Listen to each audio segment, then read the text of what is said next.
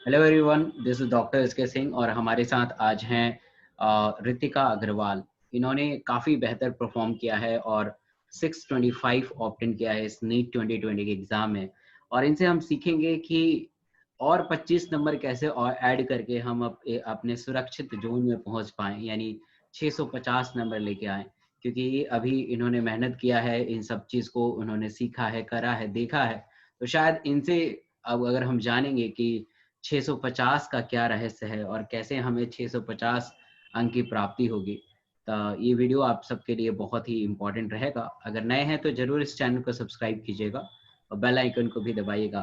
तो thank you so much Ritika, और सबसे पहले बधाई हो कि आप एक सुरक्षित जोन में हैं। 625 अंक थैंक यू सो आपकी मच। ये श्योर करेगा कि आप किसी गवर्नमेंट मिडिल कॉलेज में पहुंच जाएंगे। तो रितिका, थोड़ा सा बैकग्राउंड में जाते हैं, तो आपको डॉक्टर बनने का सपना कब आया? मतलब कब एहसास हुआ कि मुझे डॉक्टर बनना चाहिए? मतलब क्लास 9th में जब मतलब थोड़ा सब्जेक्ट डिवाइड होता है, बायो, फिजिक्स, केमिस्ट्री। तो उस टाइम पे मतलब बायो में ज्यादा इंटरेस्ट था मेरा। उस टाइम पे सबसे डाइजेशन वाइजेशन मतलब उस टाइम से थोड़ा बहुत स्टार्ट होता है। तो उस हम्म, टाइम से ही मतलब इंटरेस्ट काफी था उसी समय। तो फिर उसके आगे 11th 12th में भी बायो लिया। तो हम्म, बस से तो मतलब शुरू से ही मतलब आपका इंटरेस्ट था। बायो में इंटरेस्ट ज्यादा था, तो फिर लगा कि यही करना है, डॉक्टर ही बनना है। Okay okay. आपके फैमिली में कोई डॉक्टर है क्या?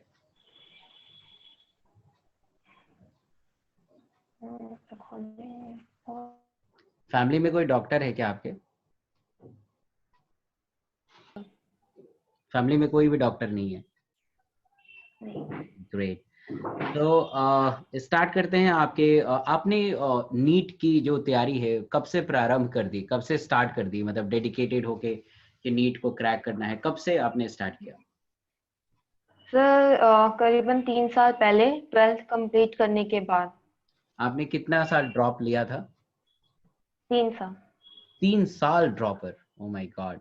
यस बहुत सर। सारे ऐसे स्टूडेंट होते हैं जो एक बार में ही अपने मतलब वो बिखर जाते हैं, वो टूट जाते हैं, उनको लगता है कि नहीं अब मेरे से हो नहीं पाएगा। और आपने 3 साल ड्रॉप करके और 625 नंबर लेके आए, वाकई काबिले तारीफ है। अ, मतलब कि अगर आपका लक्ष्य बिल्कुल प्यूरिफाई है और आपको पता है कि मुझे यही करना है, तो चाहे वक्त जितना भी लगे, वो मतलब नहीं होता है वक्त का। बट अब अगर आपने लक्ष्य को प्राप्त कर लिया, ये सबसे बड़ी खुशी होती है।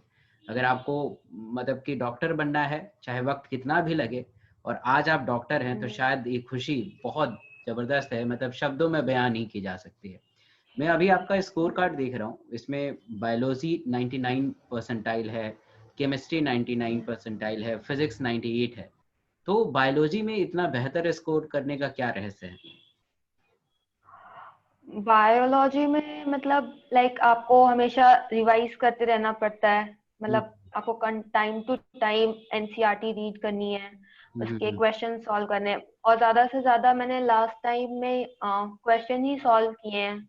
Like 2000 question, 3000 question per day. मतलब लाइक 180 क्वेश्चन मुझे करने ही करने हैं पर डे बायो के, रैंडमली। तो लाइक प्रॉपर रिवीजन और क्वेश्चन प्रैक्टिस, यही दो चीज है। तो बायो में बेसिकली आपको एनसीईआरटी ही फॉलो करना चाहिए। हाँ, यस सर। तो कितना एनसीईआरटी। असरदार होता है ट्रू मेंस, प्रदीप, दिनेश, ये सब चीज? काफी बच्चे डेविएटेड हो जाते हैं। तो मतलब लाइक उन सब से आप क्वेश्चन कर सकते हो, क्योंकि आपको थोड़ी वैरायटी मिल सकती है क्वेश्चन की। बट कंटेंट जो है वो एनसीईआरटी का ही मेन है, क्योंकि और जगह भी कंटेंट यही है, बट थोड़ा इलेबोरेट कर दिया है उसको, थोड़ा एक्स्ट्रा चीजें हैं जो कि उतनी काम नहीं आती हैं। एनसीईआरटी ग्रेट, ही मतलब मेन है। Good good good. एनसीईआरटी आपने कितनी बार पढ़ी होगी बायो के लिए? अब ये तो याद नहीं है मतलब। लेकिन हाँ, अगर एक चैप्टर को देखा जाए, तो अगर एक चैप्टर करीबन मिनिमम 10 टाइम्स तो पढ़ी ही होंगी।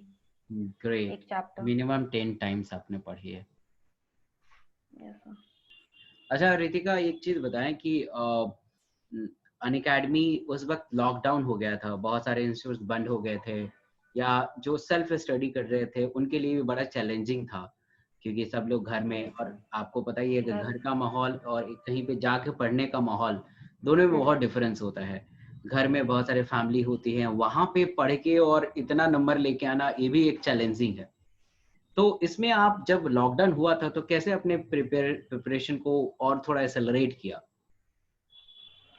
जब लॉकडाउन हुआ तो मैं घर पे ही थी, तो बेसिकली घर वालों ने थोड़ा सा आइसोलेट कर दिया मुझे कि एक रूम में ही तुम्हें रहना है, उसी में सारी चीजें मेरे को प्रोवाइड करते थे। और हम्म। प्लस अनअकैडमी पे जितने भी फ्री लेक्चर्स होते थे कि मेरे कुछ कुछ कॉन्सेप्ट थोड़े वीक थे, कुछ कुछ चैप्टर्स के कॉन्सेप्ट थोड़े वीक थे, तो मुझे समझ में नहीं आया कि मैं कैसे उसको और अच्छे से इम्प्रूव करूं, अभी टाइम भी है।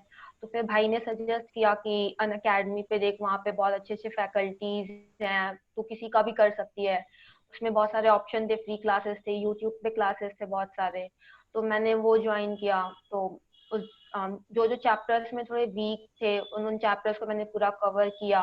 उस पे बहुत सारे क्वेश्चन टेस्ट सीरीज टाइप के लॉन्च हुए, वो टेस्ट सीरीज किए मैंने। बायो के तो मैं बहुत ज्यादा टेस्ट सीरीज उसके करती थी।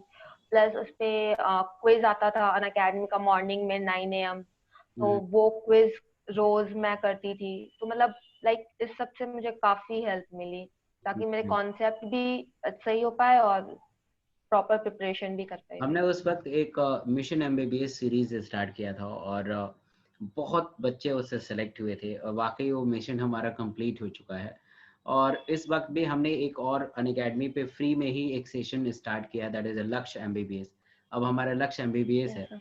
बहुत सारे स्टूडेंट 600 मार्क्स और 585 मार्क्स लेके आए हैं, और उनका सिलेक्शन मतलब ना के बराबर नहीं हो पाएगा, क्योंकि कंपटीशन इतना ज़्यादा हो गया है, कट ऑफ बहुत ज़्यादा बढ़ गया है, तो थोड़ा सा मुश्किल है। बट हाँ, मैं उन सारे तमाम स्टूडेंट को मैं दावे के साथ बोलना चाहता हूँ कि अगर आप मेरे फ्री भी क्लास में अगर आ जाएंगे, जो इसका समय होता है डेली 8 से 9 बजे शाम को, तो आपको बहुत ही अच्छे तरीके से मतलब बायो में 350 जरूर आ जाएगा, इतना तो श्योर मैं दूंगा ही दूंगा। रितिका, केमिस्ट्री की बात करें तो केमिस्ट्री में आपका वे ऑफ प्रिपरेशन कैसा रहा, कैसे आप करते थे केमिस्ट्री? केमिस्ट्री में मेन था मेरा इनऑर्गेनिक। इनऑर्गेनिक में प्लस पॉइंट था मेरा, क्योंकि मुझे थोड़ा सा जल्दी याद हो जाता था और जल्दी मतलब लाइक समझ जाती थी। तो वे ये था कि पहले इनऑर्गेनिक मैंने कंप्लीट किया, फिर ऑर्गेनिक, और देन फिजिकल पे मैं आई, क्योंकि फिजिकल में क्वेश्चंस होते हैं, मतलब पूरा सॉल्व करना पड़ता है। इनऑर्गेनिक पे ज्यादा फोकस था, क्योंकि इनऑर्गेनिक में मोस्ट ऑफ द चीजें आपकी मतलब मेमोरी वाली होती हैं, याद करने वाली होती है। याद है तो बन जाएगा, नहीं तो नहीं बनेगा। तो ओके, लाइक सबसे ज्यादा फोकस इनऑर्गेनिक पे, then organic and then physical, great. तो ऐसे आपने कौन टाइम से डिवाइड थ्योरी करके। के लिए कौन से बुक पढ़े थी? थ्योरी के लिए मोस्टली अगर इनऑर्गेनिक ऑर्गेनिक में देखा जाए तो एनसीईआरटी ही मैंने प्रेफर किया था एनसीईआरटी ही? बहुत ज्यादा, मतलब हाँ। क्योंकि हम्म। एनसीईआरटी एक तरीके से मस्ट है, क्योंकि अब की बारी इनऑर्गेनिक में जो अच्छे क्वेश्चंस आए थे वो लाइन टू लाइन एनसीईआरटी ही एनसीईआरटी थी। से था। हम्म, इसीलिए। Great great. अब आते हैं फिजिक्स, जो कि नीट एस्पिरेंट के लिए हमेशा से सरदर्द रहा है, फिजिक्स।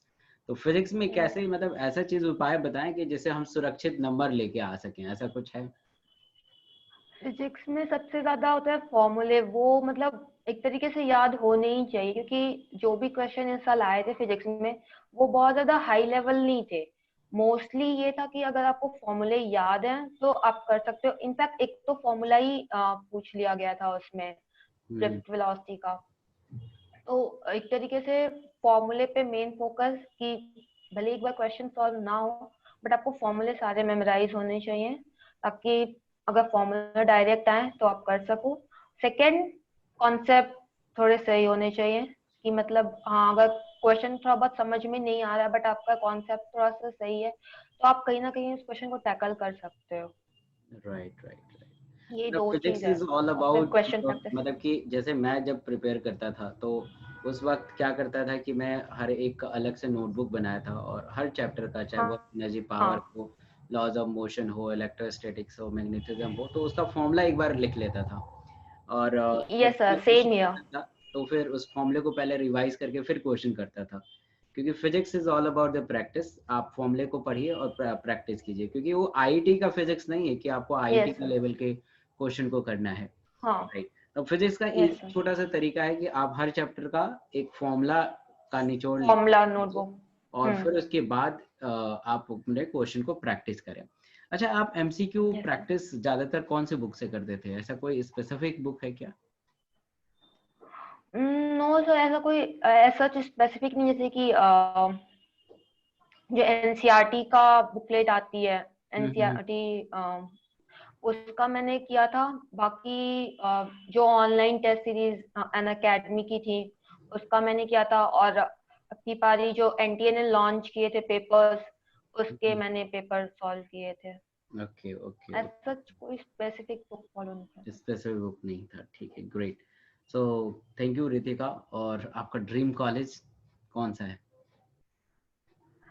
सर ड्रीम कॉलेज तो एज सच मतलब लाइक सबका होता है एम्स दिल्ली, अच्छा बट अच्छा। पता है कि रैंक पे मिलना नहीं है वो, जो हम्म। रैंक आई है। तो मतलब लाइक अगर कोई और कॉलेज मेरे स्टेट का ही मुझे मिल जाए तो अच्छा होगा। देखिए, जैसे मैं एमएमसी से पास आउट हूँ, तो अब रियलाइज होता है यस कि सर। हम लोगों का क्या होता है कि we are in professional scenario, right? और आपको अल्टीमेटली आपका क्लिनिकल स्किल ज़्यादा मैटर करता है। ठीक है, थोड़ा कॉलेज का नाम होता है कि आप एम्स से हैं, एमएमसी हैं, तो थोड़ा होता है। बट मुझे लगता है कि अगर आप किसी भी पेरिफेरी भी मेडिकल कॉलेज से हैं और आपको नॉलेज है, क्योंकि पेशेंट अल्टीमेटली, हमें पेशेंट और डॉक्टर का रिलेशन को मेंटेन करना है, तो पेशेंट ये नहीं आएगा कि आप एमएमसी से हो या एम्स से हो, वो सो पेशेंट अपनी बीमारी को लेके आता है और आपने बीमारी को ठीक कर दिया, तो उसको ये मतलब नहीं है कि आप कहाँ से पढ़ाई किया है। तो that is all about the clinical skill and nothing else. तो आपको जो भी कॉलेज मिले बढ़िया से पढ़िए, develop your clinical skill, develop your knowledge, ताकि आप पेशेंट को ठीक कर पाएं। ये सबसे ज़्यादा प्रायोरिटी है हमारी। Thank you so much Ritika. और आने वाले thank you sir. Thank you future, मतलब आने वाले टाइम में बहुत अच्छा करें आप। Thank you so much. Thank you sir.